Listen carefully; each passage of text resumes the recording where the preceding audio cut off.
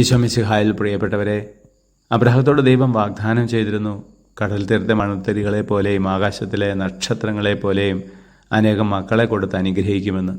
പക്ഷെ കാത്തിരുന്നിട്ടും പ്രായമായിട്ടും ഒരു കുഞ്ഞിനെ പോലും അബ്രാഹത്തിന് ലഭിച്ചില്ല. അവസാനം അബ്രാഹത്തിന് 100 വയസ്സുള്ളപ്പോഴാണ് ഇസഹാക്ക് ജനിക്കുന്നത്.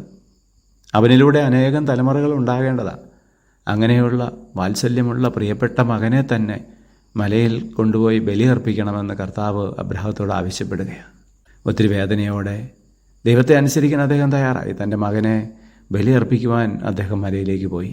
ദൈവത്തിൻ്റെ ഇടപെടലിലൂടെ ആ ബലിയർപ്പണം തടഞ്ഞു എങ്കിലും ദൈവത്തെ അനുസരിക്കാൻ അദ്ദേഹം മടി കാണിച്ചില്ല എന്നുള്ളതാണ്. അതിലൂടെ അദ്ദേഹം അനുഗ്രഹീതനായി മാറി. പ്രിയപ്പെട്ടവരെ, അബ്രാഹത്തിന് ഇസഹാക്ക് എന്ന പോലെ നമുക്കും കുറേ ഇഷ്ടങ്ങളും കുറേ താല്പര്യങ്ങളും ഒക്കെ ഉണ്ടാവും. പക്ഷേ കർത്താവ് ആവശ്യപ്പെടുമ്പോൾ അതൊക്കെ ബലിയർപ്പിക്കാൻ, വേണ്ടെന്ന് വയ്ക്കാൻ, ഉപേക്ഷിക്കാൻ നാം തയ്യാറാകുമ്പോഴാണ് നാം അനുഗ്രഹിക്കപ്പെടുക. കർത്താവിൻ്റെ ഇഷ്ടമനുസരിച്ച് ജീവിക്കുമ്പോൾ, നമ്മുടെ ഇഷ്ടങ്ങൾ വേണ്ടെന്ന് വയ്ക്കുമ്പോൾ, നമ്മുടെ ഇസഹാക്കുകളെ നമ്മൾ ഉപേക്ഷിക്കാൻ തയ്യാറാകുമ്പോൾ നാം അനുഗ്രഹിക്കപ്പെടുന്നു. കർത്താവെ, ഞങ്ങളെല്ലാവരെയും അങ്ങ് സമർത്ഥമായിട്ട് അനുഗ്രഹിക്കുമാറാകണമേ, ഇപ്പോഴും എപ്പോഴും എന്നേക്കും.